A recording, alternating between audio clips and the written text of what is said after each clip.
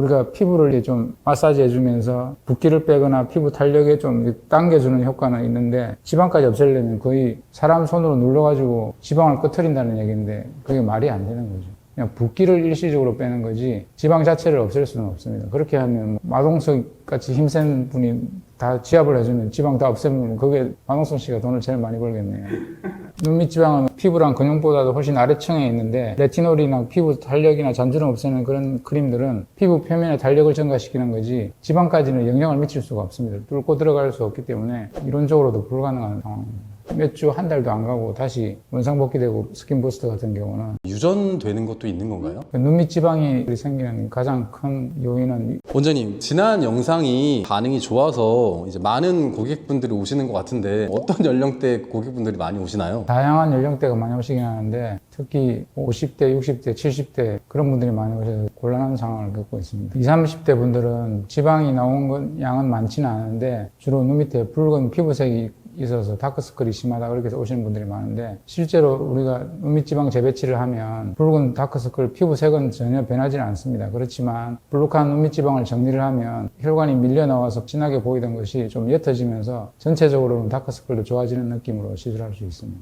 우리가 사람을 처음 만나거나 대화를 할 때 대부분 이제 다른 데를 쳐다보는 게 아니고 눈을 쳐다보지 않습니까? 근데 눈밑이 이렇게 불룩하게 튀어나오면서 튀어나오기만 하는 게 그 밑으로 그늘이 지면서 고랑이 깊게 내어 있거나 이렇게 하면 인상이 좀 안 좋아 보입니다. 그래서 사람들이 나이 들어 보인다, 좀 게을러 보인다, 피곤해 보인다 이런 말을 쓰는데 그게 다 눈밑지방이 나오면서 그늘지고 어두워 보이는 현상 때문에 그렇게 보이는 것입니다. 남자들 같은 경우 머리숱이 적으면 나이 들어 보이듯이 눈밑도 그런 영향이 큽니다. 불룩하게 튀어나와 있어 보이면 뭔지 나이 들어 보이고 피곤해 보이는 건 어쩔 수 없는 겁니다. 그 눈밑이 처진다는 게 단순히 피부만 이렇게 축 처져서 나온 게 아니고 얼굴 앞면 근육이 있는데 나이가 드실수록 피부 근육이랑 피부가 탄력이 떨어지면서 그 틈을 비집고 안화를 하고 있던 그 지방이 압력에 의해서 밀고 나오는 겁니다. 그런데 이제 그게 젊은 사람일수록 좀 피부랑 근육이 탄력이 있으니까 밀고 나오지 않는 거고 이제 한 40대 중반, 50대 넘어가면 그 받치는 힘이 떨어지기 때문에 자꾸 밀고 나오는데 특히 그래서 50대 남자분이나 이런 분들은 진짜로 이렇게 깨구리처럼 뿔룩하게 좌우로 다 심하게 나온 사람들이 있는 게 주로 50대 중반이 많이 그렇습니다.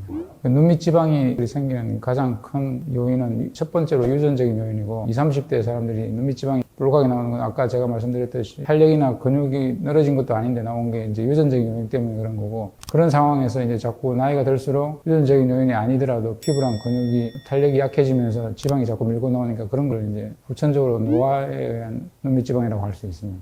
눈 밑에 뭐 마사지를 하거나 우리가 얼굴 경락 마사지를 하거나 이렇게 하면 전체적인 뭐 붓기를 뺀다든지 피부가 좀 탄력 있게 이런 것들은 어느 정도 가능한데 우리가 눈밑 지방이라고 하는 게 그냥 표면에 있는 게 아니고 피부 밑에 근육이 있고 근육 밑에 뼈 사이에 있는 지방이 눈밑 지방인데 우리가 피부를 좀 마사지 해주면서 붓기를 빼거나 피부 탄력에 좀 당겨주는 효과는 있는데 지방까지 없애려면 거의 사람 손으로 눌러가지고 지방을 끄트린다는 얘기인데 그게 말이 안 되는 거죠. 그냥 붓기를 일시적으로 빼는 거지 지방 자체를 없앨 수는 없습니다. 그렇게 하면 마동석 같이 힘센 분이 다 지압을 해주면 지방 다 없애면 그게 마동석 씨가 돈을 제일 많이 벌겠네요.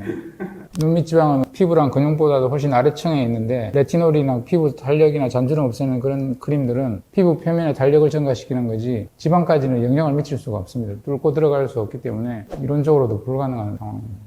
그러니까 레티놀 같은 비타민 A 성분 크림들은 피부를 빠르게 재생을 시켜줍니다. 그래서 이제 좀 오래된 피부를 좀 더 빨리 벗겨지게 하고 새 피부를 빨리 올라오게 하니까 피부의 이제 턴오버가 좀 원활하게 되면서 피부가 좀 더 탄력 있게 되는 효과는 있지만 눈밑 지방에는 효과가 없다는 것입니다.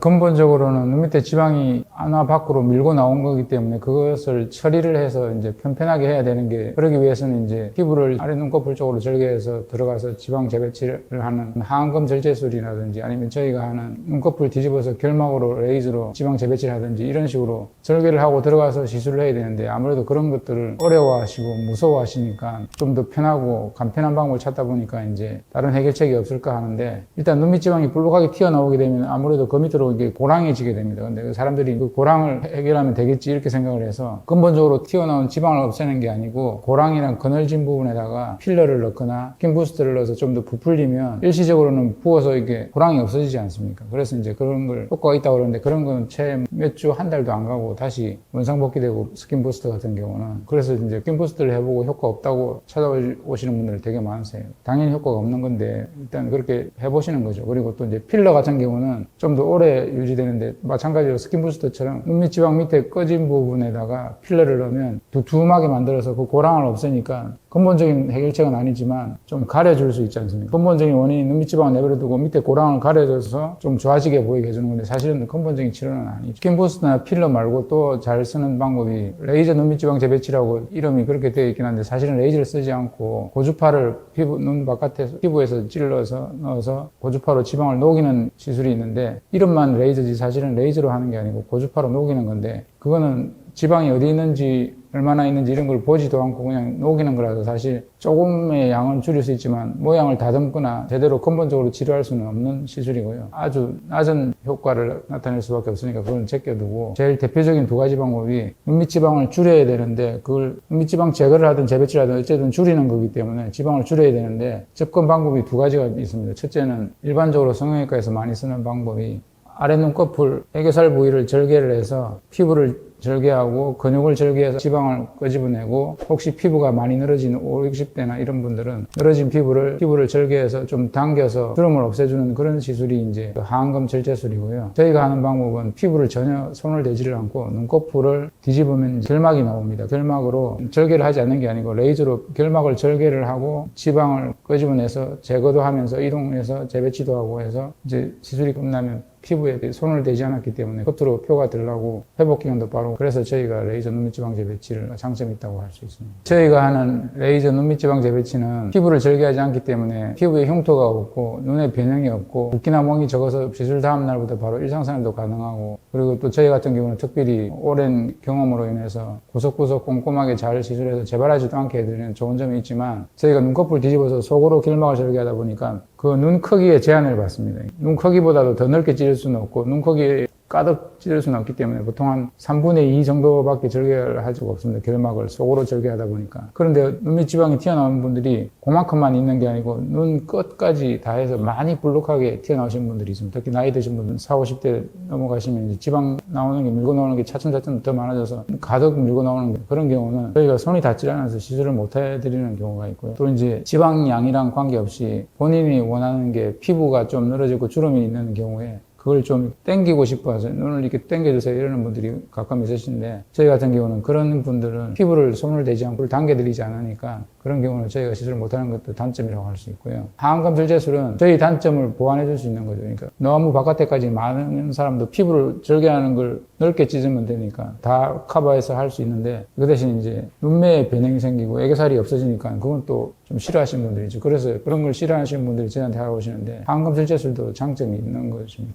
저희가 하는 레이저 눈밑 지방 재배치는 피부를 절개하지 않고 주름을 당겨드리지 않는데 그런 것들이 필요 없는 나이가 되겠죠. 예를 들면 20대, 30대, 40대, 50대 정도까지는 유용한 시술법이라고 할 수 있는데 50대 중반 넘어가서 60대, 70대 되는 분들은 피부 늘어짐도 심하고 지방량도 많으니까 그런 분들은 하안검 절제술로 하시는 게 나을 수도 있습니다. 사람들이 이제 저희한테 상담하러 왔을 때 어떤 문제 때문에 오셨습니까? 하고 물어봤을 때 반대로 대답하는 분들이 있습니다. 눈밑 지방이 불룩하게 튀어나와서 이렇게 밑에 그늘이 져 있는 건데 불룩한 건 쳐다보지 않고 밑에 꺼져서 지방 이식하러 왔어요. 상담하러 오시는 분 완전히 반대잖아요. 튀어나온 걸 줄여야 되는데 자기가 꺼졌다고 생각하면 꺼졌으면 지방을 도로 넣어야 돼. 그걸 반대로 생각하고 오시는 분들 많고 눈밑 지방 재배치를 하면 편편하게 하는 게 눈밑 지방 재배치인데 그것만 하면 뼈도 쑥 꺼져 있던 부분도 편편하게 재배치를 하면 색깔도 다 완전히 하얗게 붉은 다크서클이 있던 것도 없어지고 피부도 하얘지고 좀 피부 늘어진 것도 다 당겨지고 모든 게 다 해결될 것처럼 생각하고 오시는 분들이 많아서 좀 곤란한 경우가 있습니다. 이상 레이저 눈밑 지방 재배치를 전문으로 하는 손일영 원장이었습니다.